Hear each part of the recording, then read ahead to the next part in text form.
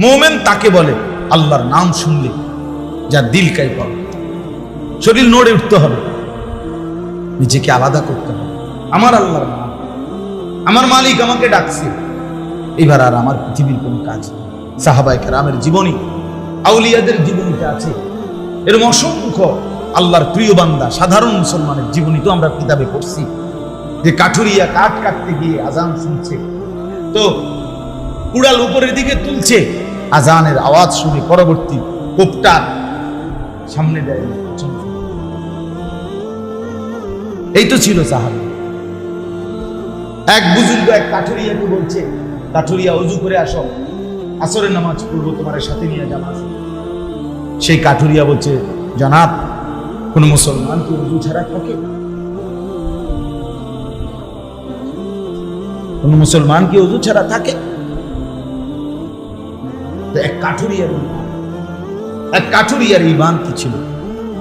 কোরআন শরীফে আছে, সূরা ইয়াসিনের মধ্যে তিনজন নবীকে একবার এক অঞ্চলের মানুষ ঘেরাও দিয়া মাইরা ফেলবার জন্য একসাথে হয়েছে।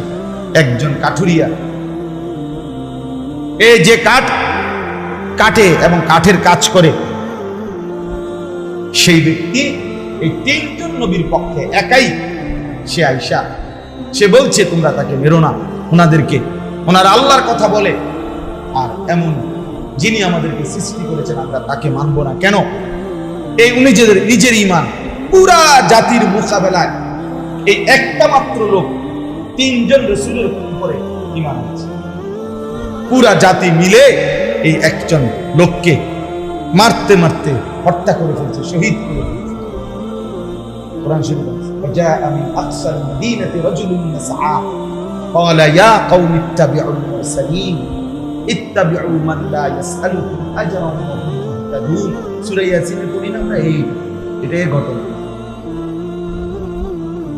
এই জন্য আপনারা মনে রাখবেন, এই প্রথম সিফাত মুমিন, আল্লাহর নাম শুনলে আপনার এই পৃথিবী থেকে আপনাকে আলাদা হতে হবে। 2 নাম্বার, ওয়াইদা তুলিয়াত আলাইহিম আয়াতুহু যাদাতহুম ঈমানা। আল্লাহ তাআলা বলেন, দ্বিতীয় পরিচয় হলো আল্লাহর কোরআন যখন পড়ে শুনে, আল্লাহর কোরআন যখন তার সামনে পড়ে, সাথে সাথে শুনতে শুনতে পড়তে পড়তে তার ঈমান আগের চাইতে আরো ভালো। কোরআন তিলাওয়াত সে এত মজা পায় শুনতে পড়তে, যে কোরআন পড়ার কারণে তার ঈমান। আহা মুসলমান, ঈমান বাড়বে তো পরের কথা, কোরআন শরীফ তো পড়তেই জানে।